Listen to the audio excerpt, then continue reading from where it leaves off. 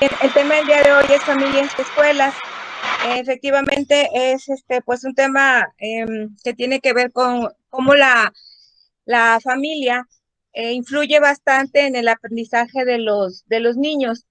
Más bien es una guía que aborda lo que los padres pueden hacer para ayudar a sus hijos a tener éxito en la escuela. Este documento forma parte de una serie de prácticas educativas desarrollada por la Academia Internacional de Educación. Bien, pues sabemos que los padres son los primeros y más influyentes maestros de nuestros alumnos.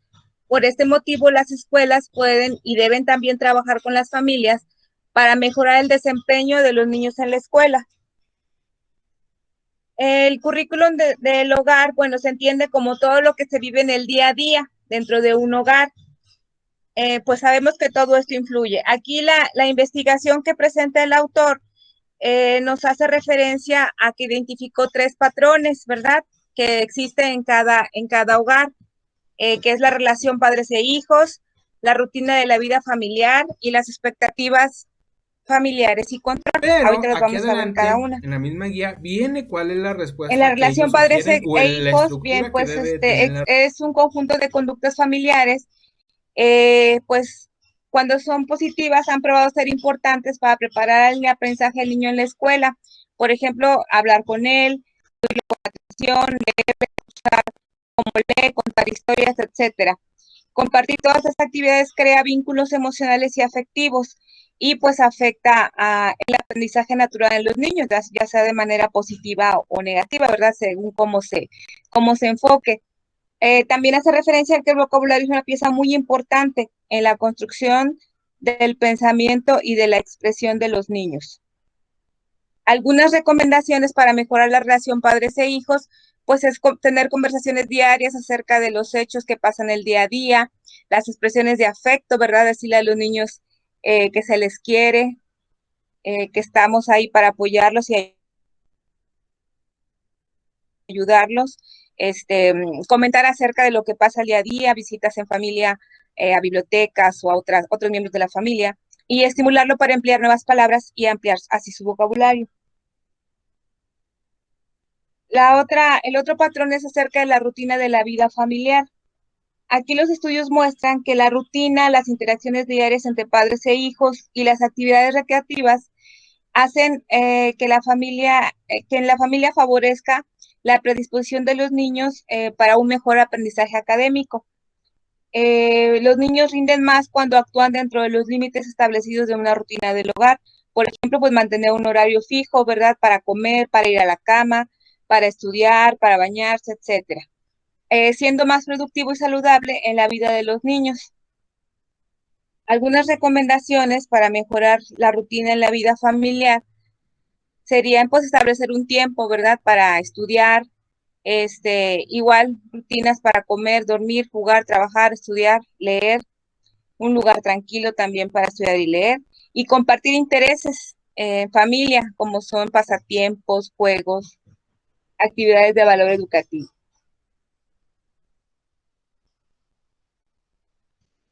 El tercer patrón que también detecta aquí el autor son las expectativas familiares y de control.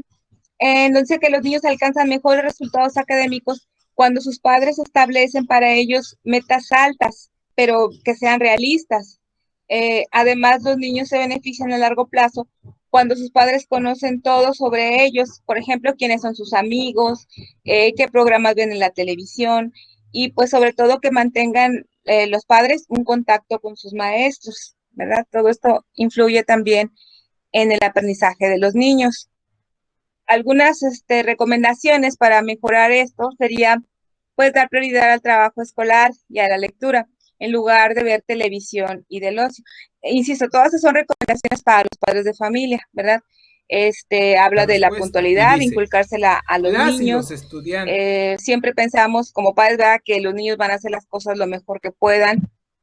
Preocuparnos por el uso correcto y apropiado del lenguaje, conocer a los amigos de los niños, también ver qué programas nuestros hijos ven en la televisión y pues tener comunicación con la escuela para ver su crecimiento, ¿verdad? Y su aprendizaje dentro de la escuela. Bien, otro aspecto también que es importante son las tareas en casa. Las tareas son eficaces tanto para que el niño, el alumno, domine hechos y conceptos, como para que también desarrolle un pensamiento crítico y actitudes también, que se crea un hábito productivo al hacer la tarea. También, bueno, en muchos casos pueden compensar el aspecto de las calificaciones. Si no les fue bien en un examen, pues ya con las tareas, o con los puntos, ¿verdad? Que se den con las tareas, ya puede accesar a otra calificación. Entonces, pues las tareas, además, pues forman el hábito para estudiar en casa, preparan al alumno, pues también para trabajar con independencia o aprender lo que es la independencia. También permiten una interacción, padres e hijos, ¿verdad? Cuando los ayudan. Y pues también permiten que los padres estén viendo qué es lo que ve el niño cada día en la escuela. Las tareas son más eficaces cuando son frecuentes, cuando están directamente relacionadas con el trabajo del aula y se utilizan para afianzar una materia más que para introducir una nueva. Uh-huh. Y pues también cuando se les asigna una puntuación y son tomadas en cuenta como parte importante de una calificación o de la boleta de calificaciones. Bueno, aquí dice que también como maestro pues nos permiten tener un control frecuente del progreso de los niños. Bien, la comunicación escuela-familia. Los alumnos rinden más cuando los padres y los maestros bien saben qué esperan unos del otro, ¿verdad? Cuando los padres y los maestros se mantienen en contacto para hablar sobre el progreso de los niños. Esta comunicación es más eficaz cuando ambas partes se interesan. Aquí nos pone algunos ejemplos para mejorar también la comunicación escuela-familia, como son entrevistas entre los padres y maestros, bueno, incluidos los alumnos. Si no hay esa oportunidad, pues boletines informativos, periódicos escolares, enviar tarjetas de felicitación para los niños, comunicación telefónica, poner un buzón de sugerencias, una libreta donde se anote diariamente tareas y se manden recados, o los encuentros esporádicos cuando los padres vayan a ver a los maestros a la escuela. Bien, acerca de la participación de los padres, pues es una expresión muy amplia, pues incluye desde los cuidados y alimentación del niño, que pues eso se sobreentiende, hasta la manera en cómo los papás participan en la educación y en las actividades de la escuela. Pues aquí pues lo básico pues sería obviamente que cuiden y alimenten a los niños, ¿verdad? Pero más que nada con lo que refiere a la escuela nos interesa que haya comunicación, que apoyen a la escuela, que participen también en la estructura y toma de decisiones y que representen a la escuela en otro tipo de actividades. La mayoría de las veces la participación de los padres en la escuela se limita a la asistencia a reuniones formales u otras actividades pues de muy poca importancia a las relaciones que se establecen en casa entre padres e hijos. Es por eso pues que hay que estar insistiendo, ¿verdad? En ese aspecto, porque pues entre más participación haya de los padres, pues se verá un mejor resultado en la educación de sus hijos. Vemos también el aspecto de la formación de padres. Se refiere a programas de formación en donde se puede apoyar a los padres, ¿verdad? En sus relaciones con los niños. Eh, Recuerdo que hace algunos años había unos libros que se llamaban Escuela para Padres y pues sí venían muy completos y donde se establecían cierto tipo de consejos, ¿verdad? Que ayudaban pues con la educación de los niños en casa. Entonces, bueno, aquí la sugerencia es llevar a cabo programas de formación para mejorar la comunicación de los padres y los maestros, ¿verdad? Y su actitud hacia la escuela. Pues también estimular las actividades de lectura en familia para así mejorar habilidades lectoras de los niños, para acercarlos a la lectura.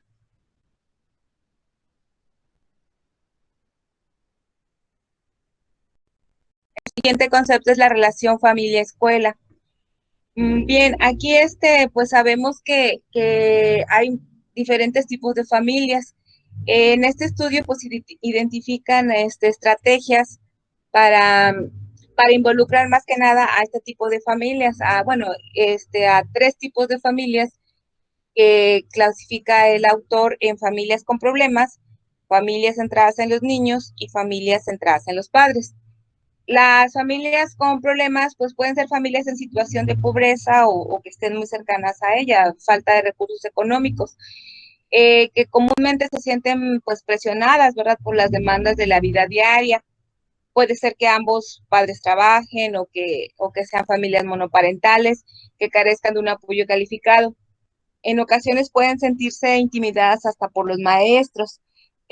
Bueno, aquí la sugerencia es que para comprometer a estos padres de familia con problemas, la escuela primero tiene que eliminar esos temores o resentimientos que pudieran tener y pues se recomiendan programas de formación de padres que les muestren cómo pueden ayudar a sus hijos en la educación.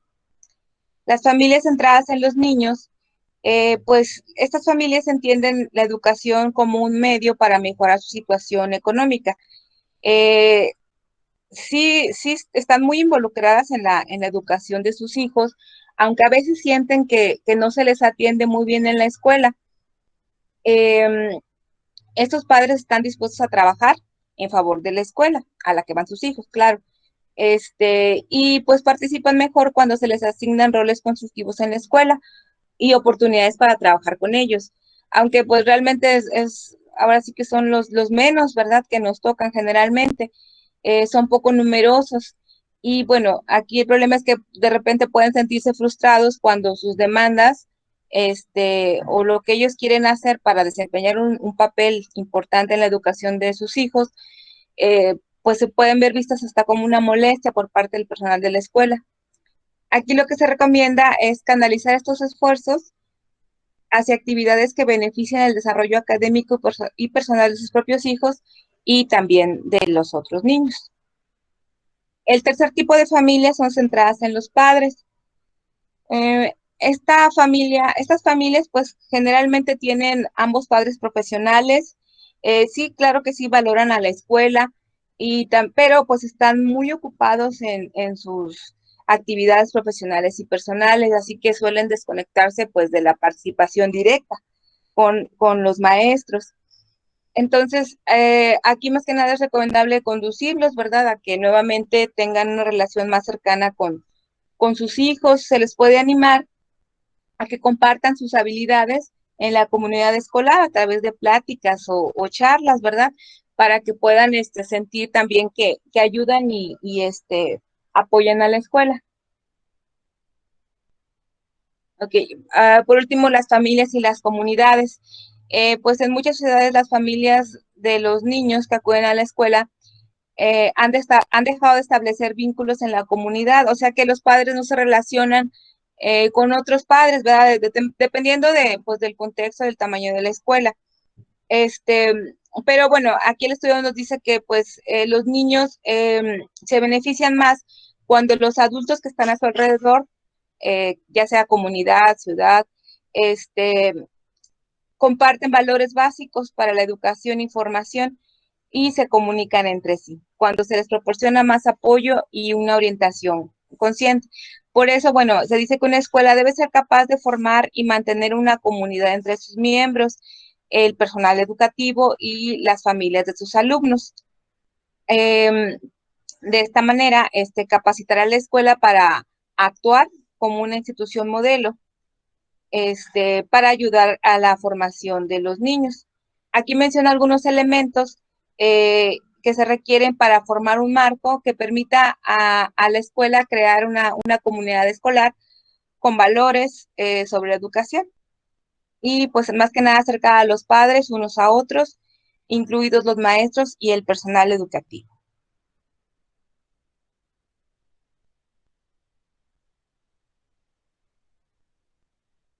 Sí, hasta aquí sería mi participación. Muy bien, muchas gracias por la aportación, muy concreta, muy clara, Digamos que la función de los padres y de las familias hoy en día pues es realmente indispensable y más que nada en el trabajo a distancia, en casa, las consignas que les encargamos y todo lo que les está tocando por hacer ahorita es algo muy, muy importantísimo. Y a partir de lo que estamos mencionando, pues influye muchísimo los tipos de familias, el tipo de relaciones que se viven, igual también cuando se generan expectativas de cada familia y se lo comunicamos a los propios padres o a las familias, eso también repercute muchísimo en el aprendizaje. Sin embargo, en un momento vamos a estar luchando con algunas culturas que puedan, digamos, beneficiar o perjudicar un poco en lo que es el proceso de aprendizaje de los niños. Es por eso que, bueno, este documento lo estaba asimilando con algunos principios pedagógicos de los que ya hemos analizado y de alguna manera al maestro le toca bastantísimo propiciar el aprendizaje situado desde el contexto familiar, desde el contexto comunitario, en el que pues estamos generando una comunidad de aprendizaje con los niños y con todo lo que influye en su contexto. Igual también nosotros debemos de valorar todo lo que es esa parte del aprendizaje informal y de las experiencias que los propios niños viven para poder convertirlas en situaciones productivas y significativas de aprendizaje. En este caso, debemos de saber cómo las familias influyen en ciertos elementos y qué elementos de la propia cultura estamos aprovechando para poder mejorar lo que es el trabajo con los niños en las aulas y fuera de las aulas y de lo que nosotros les aportamos, cómo va y viene a las familias. En este caso creo que este documento es indispensable, puesto que hay algunos reactivos que te pueden comentar, te pueden plantear situaciones referidas a que el niño presenta ciertas situaciones en su casa, cómo vas a generar un proceso de aprendizaje para mejorar sus conocimientos o cómo le vas a ayudar para que el alumno resuelva algunas de las situaciones que está viviendo. Sí, entonces no sé si alguien tenga un comentario más, algo que se nos esté pasando sobre este documento de familias y escuelas. Yo, Adelante. pues no, nada más, pues sí como puntualizar que este documento sí está, pues realmente es importante porque considero que es un gran reto para nosotros porque tenemos diferentes tipos de familias. Entonces está la que trabaja, la que hace que trabaja y no trabaja, la que apoya, la que no apoya. Entonces, muchas de las veces nosotros caemos con que no, pues el niño no aprende y más en estas situaciones que estamos viviendo actualmente, no aprende porque en su casa no le apoya, no aprende porque no le ayuda, no aprende porque X cosa. Entonces, ahí está el reto de nosotros como docentes, ver la intervención que tenemos que hacer para lograr el aprendizaje de los niños, independientemente de los hábitos, independientemente de la rutina que lleve en casa, siento que es un gran reto. Y pues sí me gustaría igual que compartieran algunos reactivos, no sé si por ahí tengan, de acuerdo a este documento, para ver más o menos pues hasta dónde también podemos pues abarcar nosotros en la intervención. Sí, lo que comentábamos también la sesión pasada, hasta dónde puedes intervenir, ¿por qué? Porque ya te estás metiendo en algo ya muy familiar o muy personal. Entonces, pues sí, les digo, es como un reto para nosotros.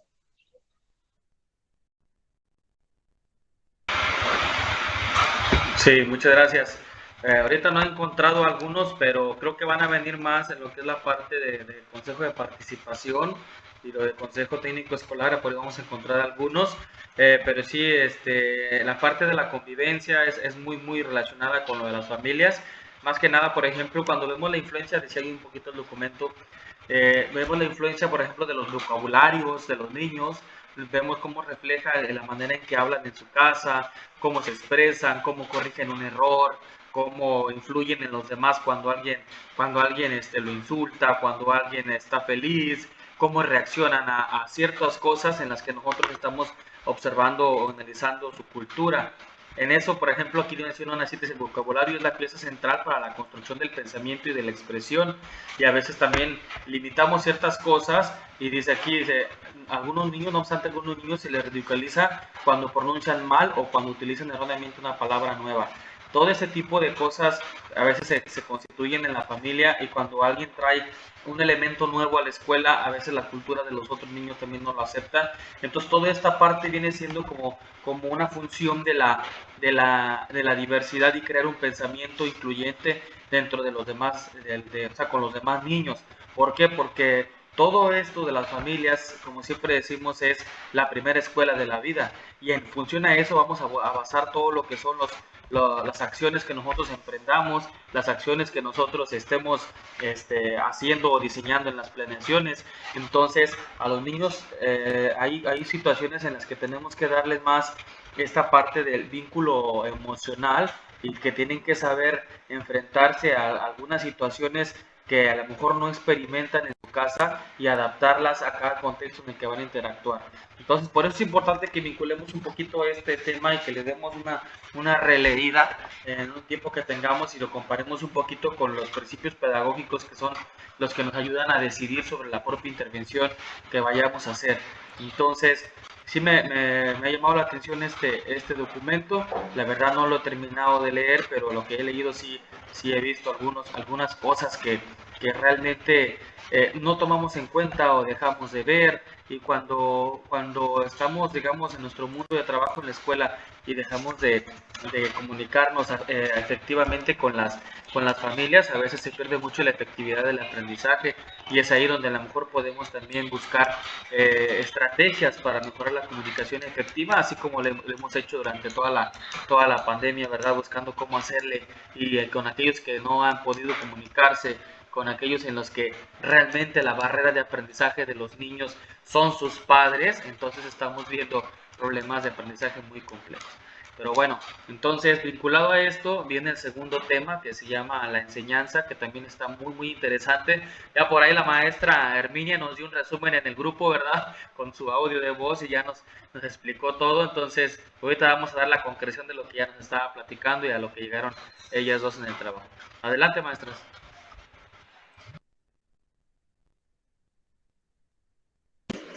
Buenos días, compañeros. Ay, sí, una disculpa, fue una gran equivocación. Bueno, el tema que a nosotros nos tocó, a la maestra Aurelia y a mí, se llama La enseñanza. Es un documento que tiene, pues bueno, primero que es una guía que resume los principios de la enseñanza efectiva que surge de la investigación en las aulas. Aborda aspectos generales del currículum, la instrucción y la evaluación, así como la organización en el salón de clases y las prácticas de gestión que la sustentan. Se centra en los resultados de aprendizaje, pero reconoce la necesidad de un ambiente escolar cooperativo y una actitud positiva de los estudiantes hacia la educación, los maestros y los compañeros de clases. Este documento contiene 12 elementos, aquí lo marca, son 12 elementos, y cada uno de ellos nos va guiando para que nosotros como docentes encontremos la forma de mejorar nuestra forma de enseñar. Por ahí, bueno, sí, en el audio que envié, esos 12 elementos tienen mucho que ver, pues, con lo que los autores o psicoanalistas o pedagogos han ido estudiando y ha hecho sus aportaciones para que nosotros los docentes tengamos una mejor claridad de las necesidades del alumno y también de las necesidades de nosotros como docentes. Habla de los ambientes de aprendizaje, de las actividades lúdicas, de vincular contenidos, entre otras cuestiones, ¿verdad? Ahorita le toca a mi compañera Aurelia los primeros 6 aspectos que menciona, y posteriormente continúo yo. Adelante, compañera.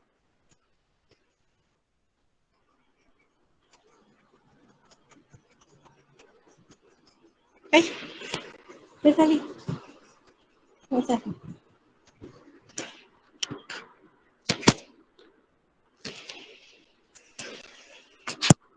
¿Aure? Perdón si no había puesto el micrófono. Ahí voy ahorita. Bueno, El primer aspecto que menciona es un ambiente propicio para el aprendizaje en el aula. El alumno aprende mejor en una comunidad de aprendizaje atenta y bien integrada. Más que nada nos está mencionando la forma en que la solidaridad y el apoyo en las relaciones interpersonales son muy importantes entre el maestro-alumno y alumno-alumno. Menciona también que la confianza es primordial para que el alumno se sienta pues relajado para adquirir ese aprendizaje. Se espera que los estudiantes manejen los distintos materiales didácticos de forma responsable, que se sienta parte de esa aula y que se sientan, cuando uno se siente parte de algo, pues lo cuida y se siente responsable de esas cosas. También se espera que participen atentamente en las actividades de aprendizaje y que contribuyan al bienestar personal, social y académico de todos los miembros del grupo. ¿Qué hacer en el aula? Las recomendaciones que se nos dan es que pues el maestro debe ser un ejemplo de socialización, debe mostrar disposición, simpatía, madurez emocional, sinceridad y preocupación por los alumnos, pero también cuenta mucho aquí el ejemplo que estamos aportando al alumno, como dicen por ahí, que muchas veces decimos las cosas pero no las hacemos, entonces el alumno aprende más del ejemplo que de estarle diciendo cómo haga las cosas. Otro de los aspectos es que el maestro debe procurar hacer conexiones y construir sobre el conocimiento y las experiencias previas de los estudiantes y tomar en cuenta sus rasgos culturales. Aquí nos menciona más que nada sobre que debemos enfocarnos a todos los alumnos donde no haya barreras de aprendizaje, de discriminación, a eso, todos darle una atención de manera equitativa. Se enseña a los estudiantes a hacer preguntas sin avergonzarse, a participar en la clase sin temor a que sus ideas sean ridiculizadas o colaborar en parejas o en equipos en muchas de las actividades de aprendizaje. Aquí generalmente hay alumnos que son bastante tímidos, bastante introvertidos y les cuesta mucho participar. Y cuando por fin se atreven a hacerlo y llegan a equivocarse o llegan a decir algo que no es, sus compañeros pues tienden a burlarse de ellos. Entonces, muchas veces aquí pues la intervención del maestro es indispensable y hacer ver de cierta forma a través de esa comunicación y de esas relaciones que se debe tener con el alumno, hacerles ver que el hecho de equivocarse es una manera de aprender y no de dejar de participar. El aspecto número 2 es oportunidades para aprender. Los alumnos aprenden mejor si la mayor parte del tiempo se dedican a actividades asociadas al currículum y si el sistema de organización de la clase los lleva a comprometerse en ellas. Aquí más que nada nos menciona en los resultados de la investigación que las oportunidades reales de aprendizaje dependen de la cantidad de tiempo aprovechado en las lecciones y actividades educativas.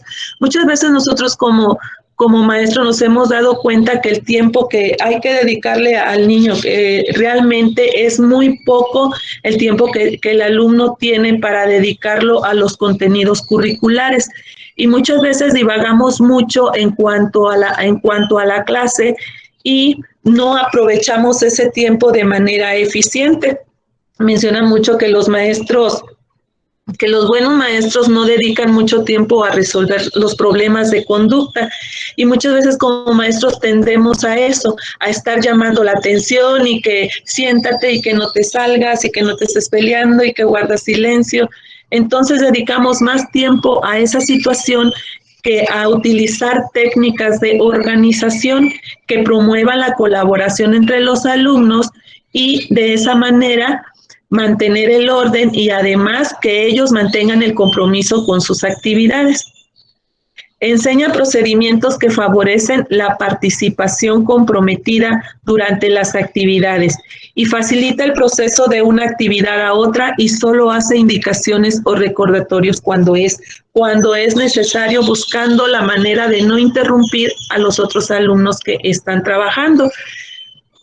Aquí me recuerda mucho una situación. Hay veces que nosotros como maestros tendemos a decir que se nos dificulta trabajar en equipo porque tardamos mucho en organizar a los niños y que luego ellos pues no realizan el trabajo. Inclusive ha habido padres de familia, por ejemplo, que se han acercado a mí y me han dicho que no les gusta que sus hijos trabajen en equipo, o que sus hijos les expresan que no les gusta trabajar en equipo, que porque sus compañeros no trabajan, o que terminan haciendo el trabajo ellos solos, o que lo excluyen del equipo, o cosas así.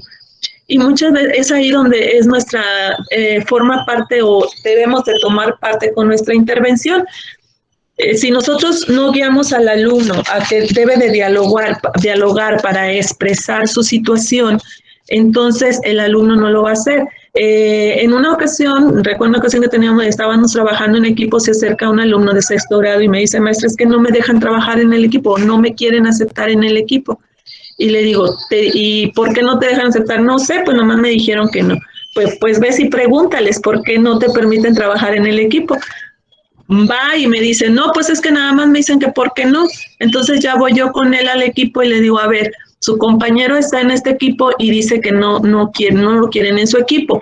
¿Cuál es el motivo por el cual no lo quieren? No, maestra, ¿por qué no? A ver, pues es que tenemos que informar, porque ni su compañero ni yo tenemos la idea o no leemos mentes como para saber el motivo. Su compañero tiene que saber el motivo de por qué no.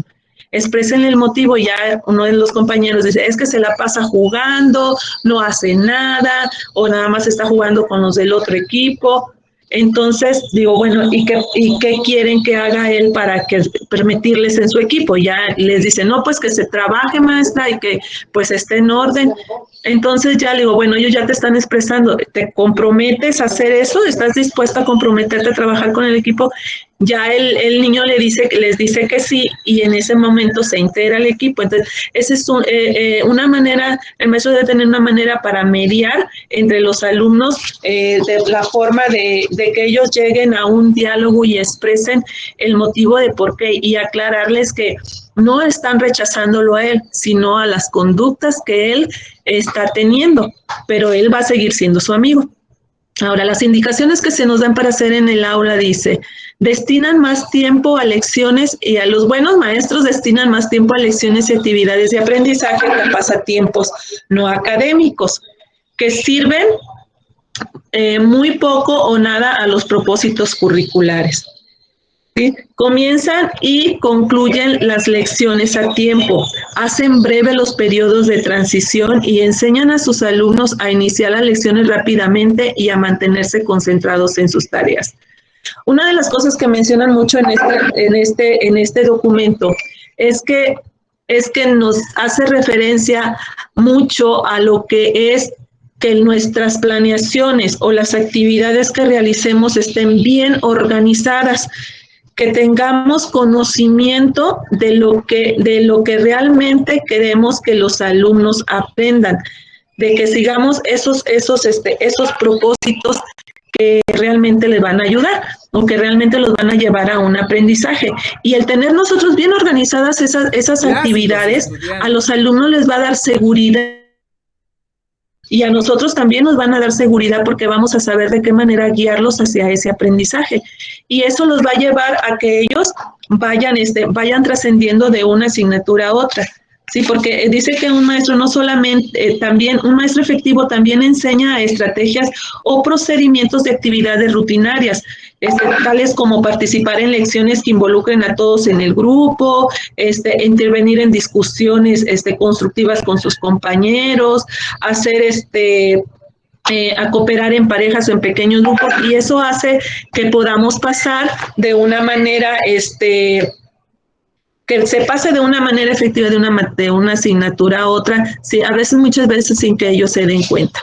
Dice también que los maestros exitosos expresan clara y consistentemente qué esperan de sus alumnos. Se les comunican los propósitos, qué es lo que se quiere aprender en este ciclo escolar o qué es lo que se espera en este ciclo escolar de ustedes o en este contenido o en este proyecto. El que ellos ya sepan qué es lo que se va a ver y qué es lo que se espera de ellos les ayuda a enfocarse realmente en los aprendizajes y a que ellos se comprometan con esos contenidos. Sus salones de clases se caracterizan por ocupar más tiempo en los discursos interactivos, ¿sí? Para que ellos puedan interpreten se dediquen más tiempo a esos discursos interactivos, a dialogar entre ellos, ya que de esto depende la mayor parte de la enseñanza. En el número 3, direccionalidad del currículum, dice todos los componentes del currículum deben ser consistentes unos con otros para integrarse en un programa que sea coherente con los propósitos objetivos de enseñanza. Los resultados de la investigación se menciona que tradicionalmente los maestros al planear su clase se concentran más en los contenidos que pretenden cubrir en cierto lapso de tiempo. Generalmente las actividades se concentran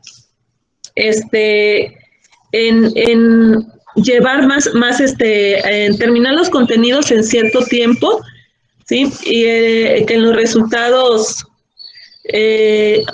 los pasos involucrados en las actividades que los alumnos realizan, sin pensar demasiado en las metas o los resultados esperados de la instrucción. También dice, probablemente se pida a los alumnos estudiantes educandos con tales textos que memoricen o hechos desconectados entre sí, que practiquen de manera aislada habilidades menores en lugar de aprender redes coherentes o de contenidos interconectados y estructurados alrededor de ideas integradoras. Nosotros muchas veces nos vemos inmersos en este tipo de situaciones, sobre todo maestros de sexto grado, cuando hay que cubrir contenidos, porque pues ya viene el examen de Olimpiadas, entonces nos vamos viendo más contenidos y más saturando a los alumnos de información sin permitir que ellos tengan un aprendizaje claro. Y vamos pasando de un contenido a otro sin cerciorarnos siquiera si el alumno adquirió realmente ese aprendizaje, se apropió de él. ¿Qué hacer en el aula? Seleccionar los componentes del currículum, ¿sí? Seleccionar los grupos de contenido, los métodos de instrucción, actividades de aprendizaje y herramientas de evaluación con el conocimiento de que son necesarios como medios para alcanzar los objetivos y propósitos más amplios, ¿sí? Aquí yo relacioné que los propósitos más amplios vienen siendo como esos aprendizajes claves que los alumnos deben de adquirir. Es importante poner énfasis en los objetivos relacionados con la comprensión, valoración y aplicación para la vida. Y también que el contenido desarrollado guarde coherencia interna. Está sólidamente vinculado con otros conocimientos significativos y es susceptible a aplicarse. Quiere decir que para el alumno sea significativo eso que está viendo, que esté relacionado con su contexto, que sea aplicable a su contexto. Cuando el conocimiento que el alumno está adquiriendo, él lo puede relacionar con algo que ya conoce y aparte lo puede aplicar, pues se apropia más de ese aprendizaje, se hace significativo y cuando lo requiera, lo va a poder aplicar en su contexto. Número 4, establecimiento de orientaciones para el aprendizaje. El maestro puede preparar al alumno para el aprendizaje, proporcionarle una estructura inicial que clarifique los logros a alcanzar y le señale qué estrategias de aprendizaje son las adecuadas, ¿sí? En los resultados de la investigación indica que la utilidad de dar guías para el aprendizaje aprendizaje al inicio de cada lección y actividad mediante la presentación previa del tema que se dé a los alumnos una visión de conjunto, que le dé a los alumnos una visión de conjunto y un marco anticipado en donde ubicar los nuevos aprendizajes. Aquí menciona guías de aprendizaje, puede ser como también técnicas como una lluvia de ideas, donde nosotros podamos adquirir qué conocimientos previos podemos tener de eso, de los alumnos y hacerles preguntas coherentes sobre ese tema para que ellos vayan teniendo una idea del contenido que se va a ver. Una lección adecuadamente presentada motiva al estudiante a aprender sobre el tema y le ayuda a valorar la importancia y su posible aplicación. En el aula, las instrucciones organizadores previos y de avance orientan a los estudiantes acerca de lo que aprenderán antes de que inicie la lección. Ellos ya al momento de iniciar esa lección, ellos ya van a tener una idea de lo que va a tratar la lección y ya van a saber en cierta forma hacia dónde orientar sus actividades. Llamar la atención hacia las metas de la actividad. Resaltar las ideas principales o los pasos más importantes, realizar evaluaciones previas que sensibilicen al alumno sobre los principales aspectos del aprendizaje y también aplicar cuestionarios previos que estimulen su pensamiento sobre el tema que van a ver o sobre el contenido. Los contenidos coherentes. Con la finalidad de facilitar el aprendizaje significativo y la retención, el contenido debe explicarse claramente, desarrollándolo con énfasis en su estructura y sus relaciones.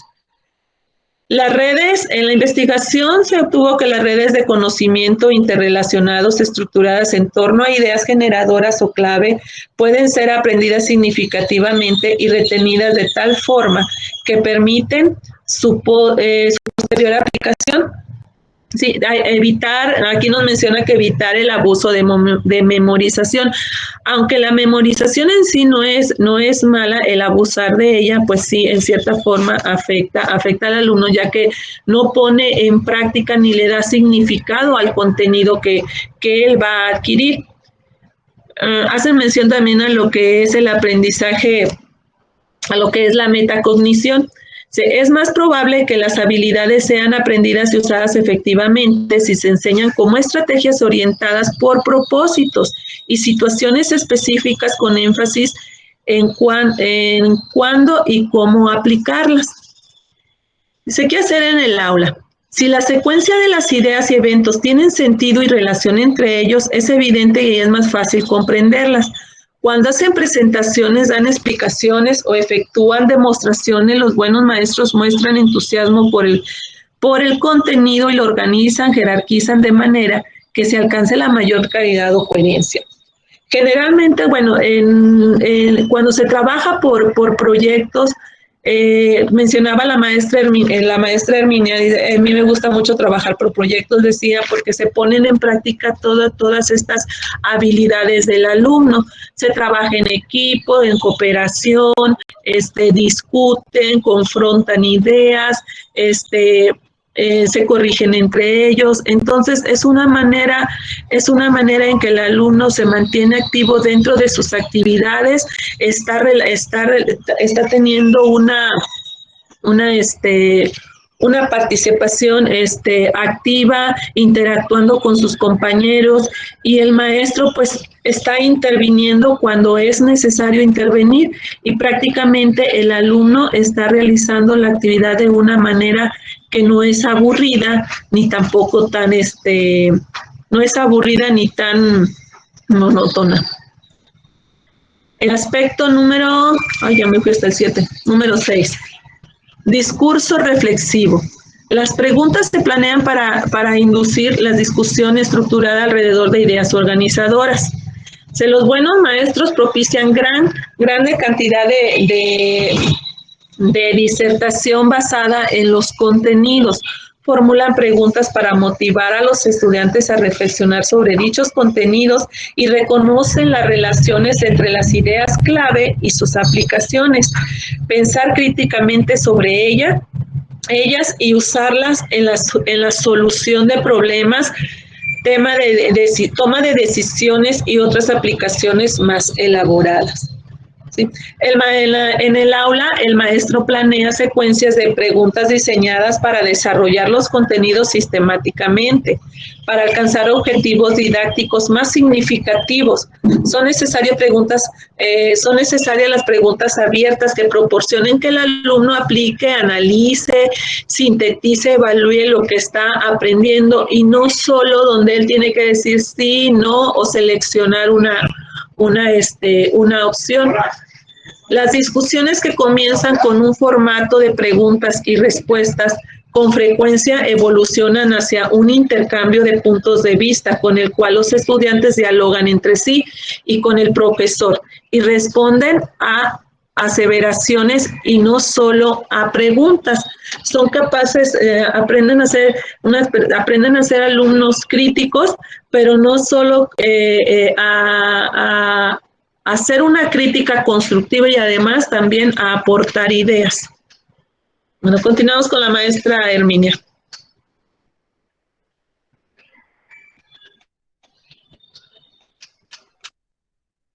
Voy.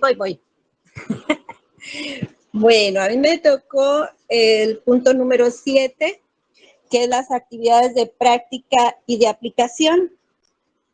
Ahí pues nos da como referencia que los alumnos necesitan suficientes oportunidades para practicar y aplicar lo que están aprendiendo y para obtener retroalimentación. Cada uno de estos aspectos pues tiene elementos de investigación y de lo que podemos hacer en el aula. Por ahí dice, entre los hallazgos que hicieron, dice que hay 3 maneras importantes en que los maestros ayudan a los alumnos a aprender. El primero es presentar información, explican conceptos y promueven habilidades.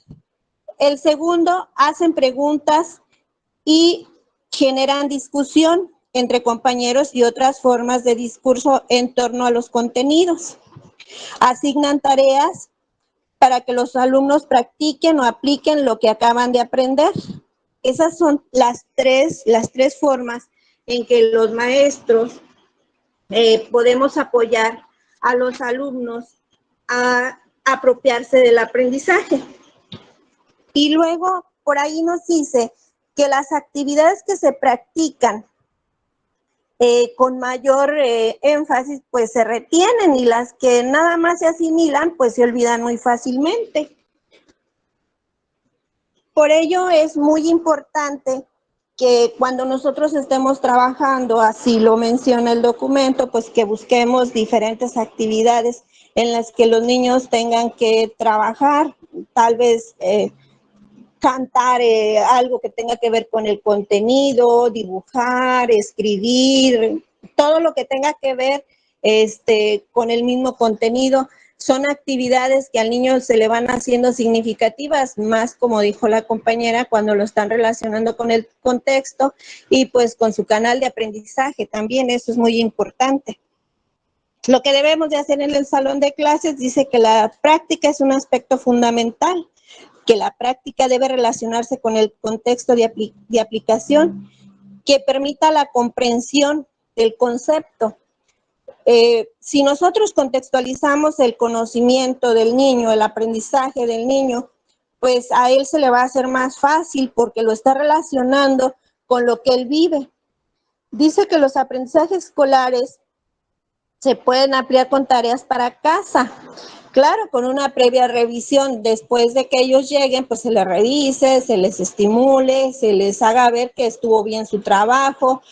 Muchas veces, aunque no esté bien hecho, se debe reconocer el esfuerzo que los niños realizan para llevar esa tarea a casa y resolverla.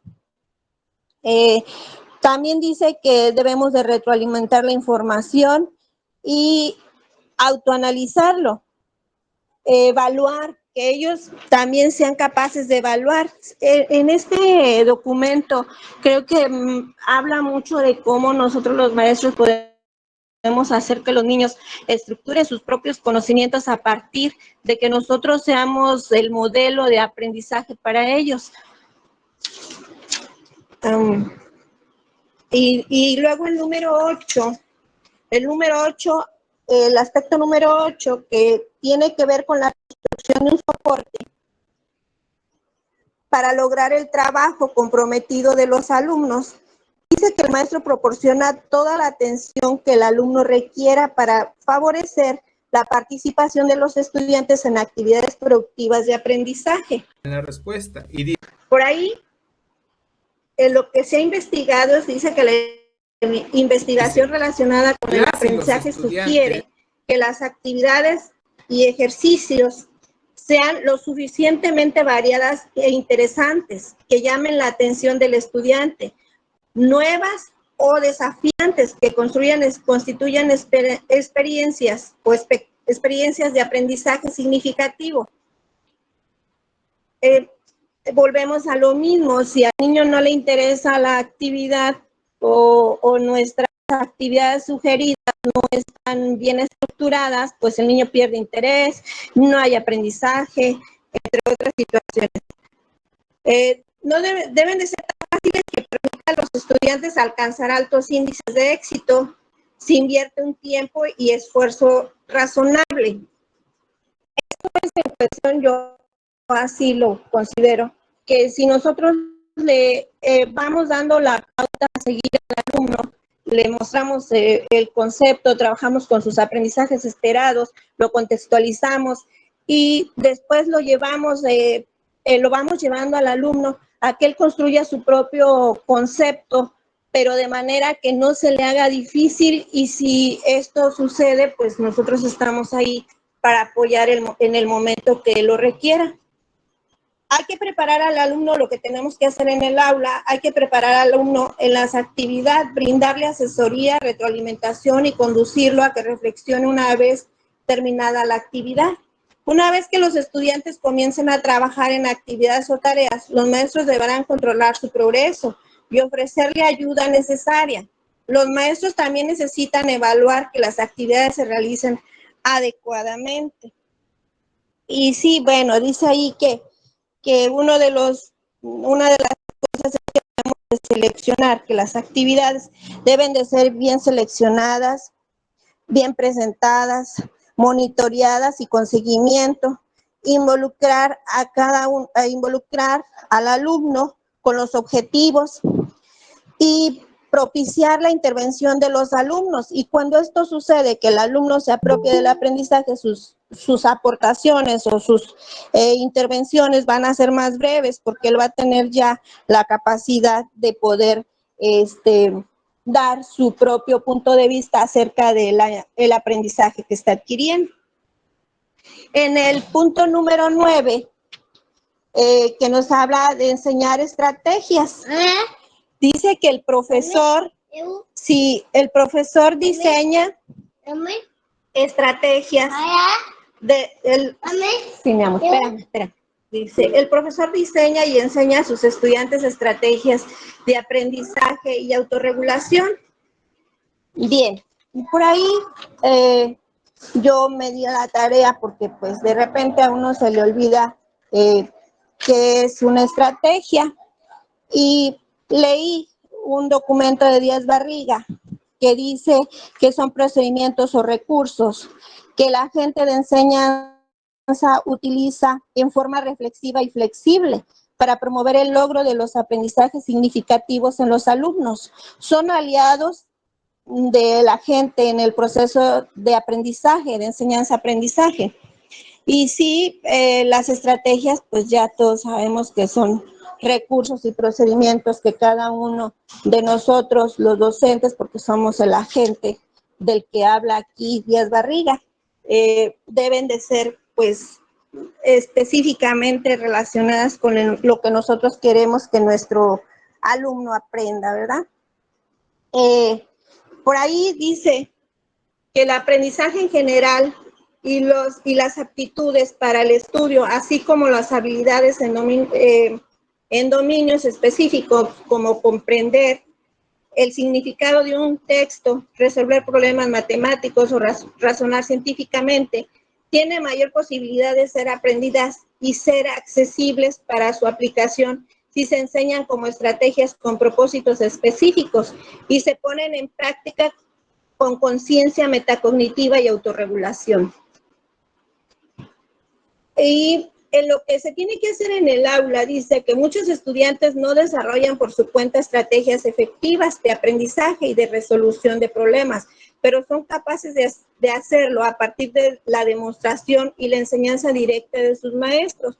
Aquí volvemos a que los docentes somos modelos de aprendizaje de nuestros alumnos. Los niños aprenden a partir de lo que nosotros les podemos dar de nosotros, lo que nosotros podemos hacer que ellos aprendan de una manera más fácil, de una manera que ellos puedan asimilar el aprendizaje. La enseñanza no solo debe incluir demostraciones y la posibilidad de aplicar la habilidad aisladamente, sino también explicaciones acerca del propósito de la habilidad, para que le sirva al que aprende y las ocasiones en las que podría ser usada. Y bueno, una de estas situaciones dice que es muy importante tomar en cuenta los conocimientos previos. El maestro siempre debe tomar en cuenta los conocimientos previos del alumno para que a partir de ahí, pues ellos puedan realizar lo que ellos tengan que hacer y generar su propio aprendizaje. El número 10 es el aprendizaje colaborativo. El punto número 10 es el aprendizaje colaborativo. Dice que trabajar en parejas o en pequeños grupos a menudo beneficia a los alumnos, pues les permite comprender mejor y ayudarse mutuamente para desarrollar sus habilidades.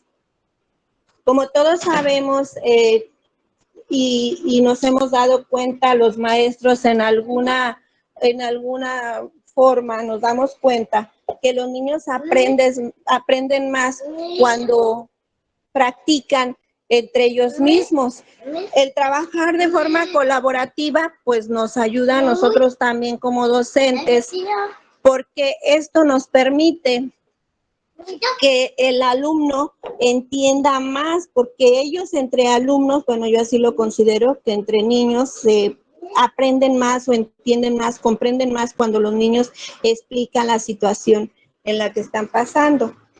Lo que han surgido es que el aprendizaje colaborativo produce beneficios afectivos y sociales, como el incremento del interés del estudiante por la asignatura y la valoración de su importancia y el aumento de actitudes positivas e interacción social entre estudiantes. Aquí yo siempre he notado cuando trabajamos en equipo, siempre pongo a los que menos saben, les pongo uno en cada equipo. Esto es para que tengan una responsabilidad de trabajo, para que se sientan protegidos, para que se sientan seguros. Y siempre les digo que aunque sea una mínima parte, ellos tienen que exponer, leer, o si hacen un dibujo, lo tienen que explicar. Es una manera de que ellos se sientan seguros de participar. Siempre he visto que cuando el trabajo no es de manera colaborativa, difícilmente los niños tienen esa seguridad para exponer su trabajo. El aprendizaje colaborativo también genera el potencial de beneficios cognitivos y metacognitivos al involucrar a los estudiantes en discusiones en las que requieran hacer explícita la manera como procesan la información relacionada con las actividades, las estrategias empleadas en la solución de problemas. Cuando ellos aprenden así de manera colaborativa, estamos hablando, bueno, yo consideré que este tema tiene mucho que ver con el aprendizaje situado. Cuando ellos trabajan de manera colaborativa, no solo investigan, realizan, no sé, a lo mejor varios ensayos de lo que tienen que presentar. a partir de ahí, desde que ellos inician en el proyecto, en el trabajo por proyectos de forma colaborativa, pues ellos se van apropiando del conocimiento. Entonces ellos socializan lo que aprendieron. Yo lo comentaba con Naure, cuando los niños tienen que socializar, forzosamente tienen que aprender algo. Siempre, por ejemplo, cuando trabajamos, no sé si algunos de ustedes han trabajado la monografía y la trabajamos de una manera colaborativa en equipos. Los niños tienen que aprender desde cómo la economía del pueblo, la gastronomía, la danza, todo eso. Entonces ahí se van vinculando todos los contenidos que tienen que ver con la monografía, desde historia, geografía, civismo, trabajamos artes. Por lo tanto, ellos van aprendiendo de cada una de esas asignaturas, van aprendiendo el contenido que se relaciona y se van asociando y van discerniendo el aprendizaje, de manera que cuando ya ellos lo pueden socializar, es cuando nuestros niños ya aprendieron. Entonces, para mí esto del aprendizaje colaborativo es muy importante y nos da una forma de saber cómo los niños van aprendiendo. Lo que debemos de hacer en el aula es más probable que los métodos de aprendizaje en colaboración mejoren los resultados del aprendizaje si combinan las metas del grupo con la responsabilidad individual. Las actividades de aprendizaje colaborativo deben de ser adecuadas para ese tipo de esquema. Los estudiantes deberán recibir la asesoría o apoyo necesario a fin de estar preparados para involucrarse productivamente en estas actividades de aprendizaje en colaboración. Y bueno, como ya vimos, el aprendizaje colaborativo tiene mucho que ver con lo que nosotros hacemos en el aula. Y el número 11, el aspecto número 11 nos habla de la evaluación orientada al cumplimiento de metas. El maestro utiliza una serie de métodos formales y no formales de evaluación para encauzar los avances hacia el cumplimiento de metas de aprendizaje. Hace poco en un CETE, recuerdo que el maestro, nuestro director, nos decía que era evaluar para aprender o para mejorar, creo era así la pregunta. Y pues tenía que ver, aquí en el documento nos dice, también menciona, que evaluar pues no solamente es asignar un número o aplicar un examen estandarizado, sino que también tenemos que considerar todos los elementos que se relacionan con el